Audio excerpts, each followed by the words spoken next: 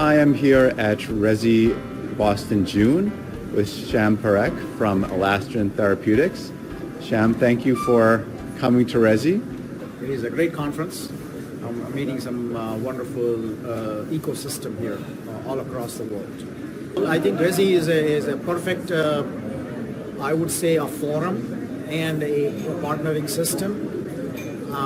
The Life Sciences Nation has actually organized an extremely useful and well-organized database of investors.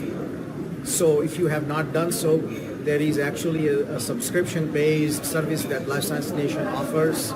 You can actually screen the partners, investors in that process. So you will identify their focus areas, their investments. You can actually do additional search with respect to individual investors within that investor, institutional, or corporate venture capital groups, and start reaching out to them. Dennis Ford's book that he has written in terms of all the partnering process, I think is an immensely useful tool. Those who are starting out at an early stages, I think they should follow all his wisdom in that book.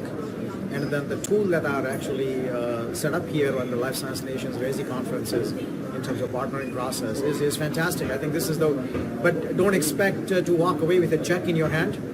It'll take relationship building. It'll take building the credibility. And nobody gets to know you right away. People don't invest in just a pitch deck.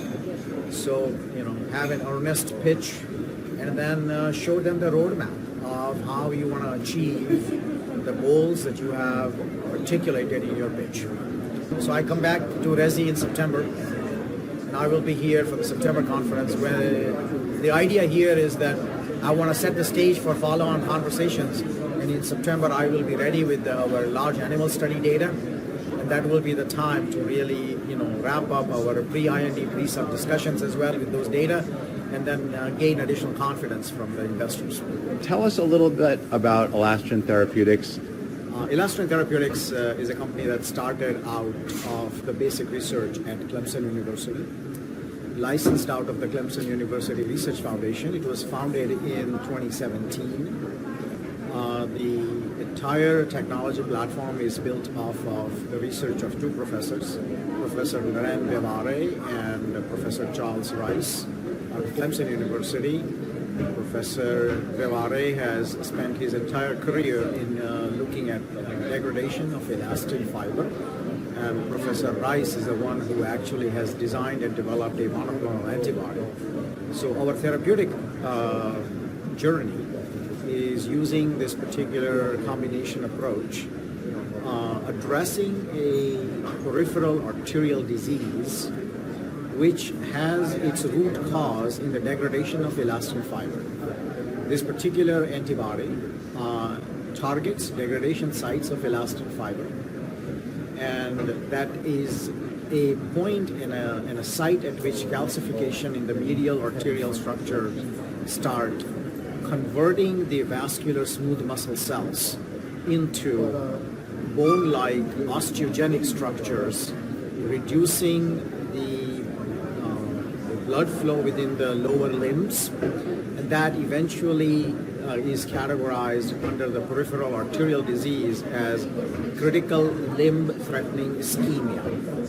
The eventual morbidity, mortality of that is amputation of limbs and additional serious cardiovascular and renal disorders.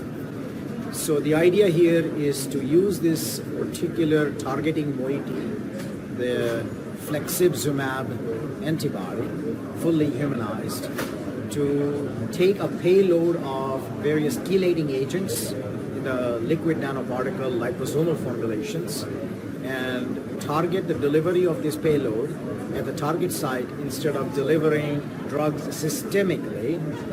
And essentially, the idea here is to avoid systemic toxicity issues, but take the drug where it's needed.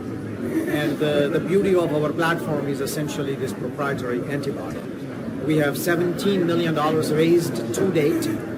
We have produced the flexibzumab under GMP conditions. GMP supply of the flexibzumab is ready to go. All the preclinical toxicological work of the flexibzumab, the only unknown in our formulation, is fully completed. The antibody is proven to be safe and effective.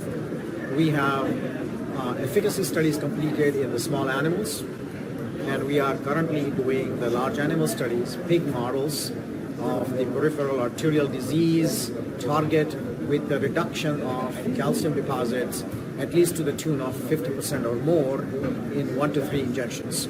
We are delivering this using an FDA-approved device, and this device basically allows the access to the local site, delivers that in a perivascular space, and the chelating agent is released and takes the calcium away.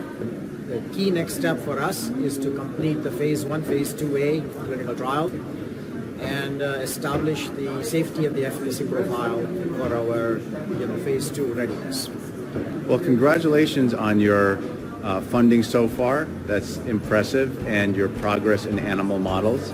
It's great to hear that you're essentially coming to the point where you're clinical ready.